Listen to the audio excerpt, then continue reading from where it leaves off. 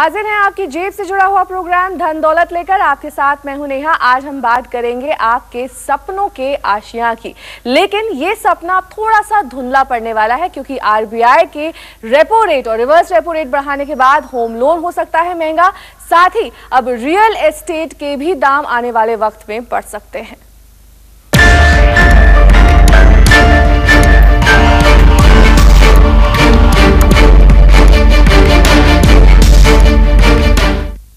बैंकों ने ब्याज दरों में बढ़ोतरी के बाद अब आपका घर खरीदना और भी महंगा हो सकता है। जी हां, प्रॉपर्टी डेवलपर्स ने महंगी लागत और महंगी ब्याज दरों के चलते प्रॉपर्टी के दामों में और बढ़ोतरी करने का फैसला किया है। इससे आपका घर खरीदने का सपना और ज्यादा महंगा हो गया है।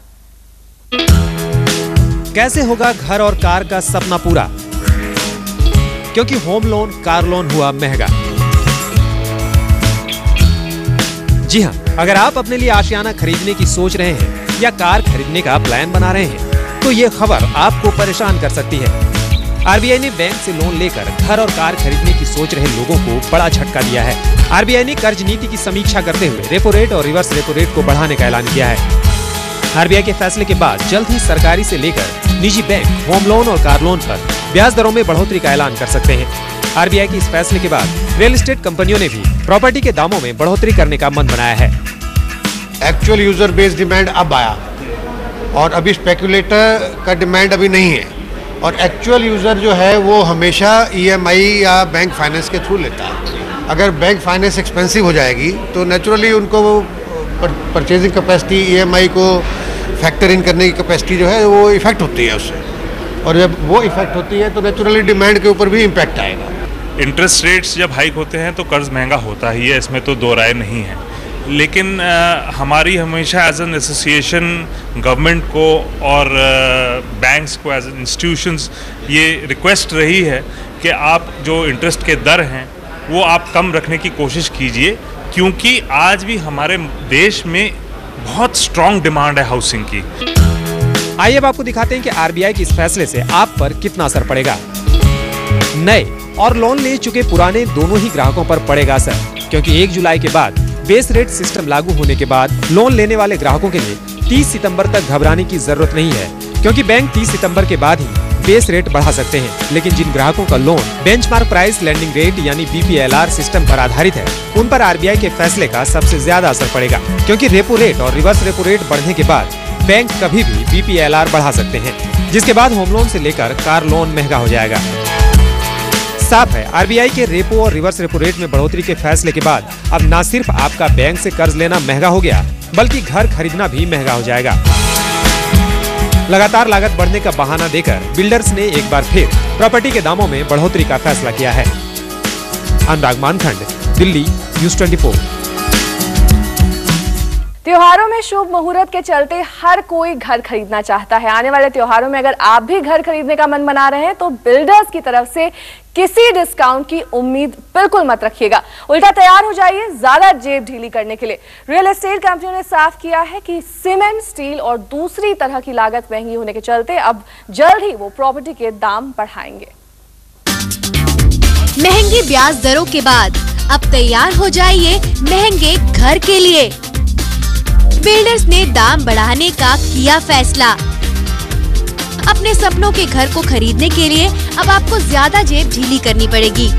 पहले तो बैंक ने आपका कर्ज लेना महंगा करने का मन बनाया है, और अब बिल्डर्स और रियल एस्टेट कंपनियों ने घरों के दाम बढ़ाने का फैसला किया है। पर जो ये इन्फ्लेशन बढ़ती जा रही है, इससे कंस्ट्रक्शन कॉस्ट बहुत बढ़ती जा रही है। तो वो कंस्ट्रक्शन कॉस्ट का क्या है, इन्फ्लेशन बढ़ने से डायरेक्टली तो हमें इम्पैक्ट नहीं होता, लेकिन कंस्ट्रक्शन कॉस्ट बढ़ती है तो हम वो कॉस्ट ऐड करके कस्टमर को देते हैं। तो अल्टीमेटली जो कस्टमर है वो सफ़र करता है, क्योंकि इन्फ्लेशन जेन्युइन कंसर्न है और इससे रेट बढ़ने से बहुत कंसर्न होता है लोगों को।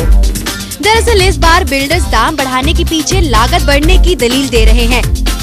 स्टील के दामों में लगातार तेजी के चलते स्टील के दाम 4% तक बढ़े हैं। वहीं सीमेंट कंपनियों ने भी दामों में 4 से 5% बढ़ोतरी करने का ऐलान कर दिया है। लागत बढ़ने के चलते रियल एस्टेट कंपनियों ने अपने दामों में 10% तक की बढ़ोतरी करने का मन बनाया है। बढ़ोतरी के बाद दिल्ली में जो प्रॉपर्टी आपको 1800 से 2300 रुपए प्रति वर्ग फुट में मिल जाती है, वो अब 2000 से 2500 रुपए प्रति वर्ग फुट पर मिलेगी। देखिए, कॉस्ट तो बढ़ ही रहा है और कॉस्ट भी बढ़ रहा है, और लेकिन इंडिया में जो है बहुत ज़्यादा पॉपुलेशन है जो एक्चुअल यूज़र डिमांड है। अल्टीमेटली जो है लोगों को घर खरीदना ही है, और मेरे जो समझ में आता है कि ये अब जो प्राइस इंक्रीज स्टार्ट हुआ है इसके ऊपर एक माइनर सा इफेक्ट तो होगा repo rate, reverse repo rate का, लेकिन डिमांड जो है वो कंटिन्यूड रहेगी। प्रॉपर्टी के दामों में लगातार आ रही तेजी के पीछे सबसे बड़ा कारण है रेगुलेटर का नहीं होना। बिल्डर्स नहीं चाहते कि रियल एस्टेट सेक्टर में रेगुलेटर आए, क्योंकि अगर ऐसा होता है तो बिल्डर्स के मनमाने दाम बढ़ाने पर नकेल कस जाएगी। वहीं बिल्डर्स का मानना है कि अगर रियल एस्टेट सेक्टर में रेगुलेटर नियुक्त होता भी है तो वो दामों पर नियंत्रण ना करे।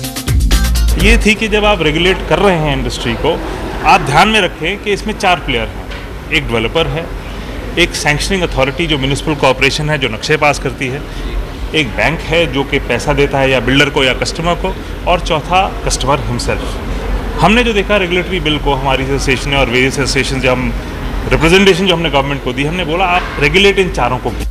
यानी जिद भी बिल्डर्स की और पट भी बिल्डर्स की।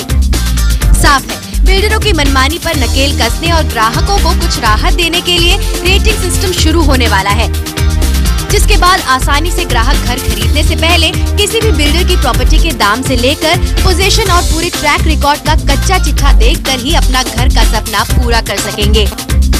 गुंजन मित्तल के साथ ब्यूरो रिपोर्ट, न्यूज़ 24। धनदौलत में आज के लिए फिलहाल इतना ही, लेकिन कल हम फिर हाजिर होंगे कुछ और खबरों के साथ। आप देखते रहिए न्यूज़ 24।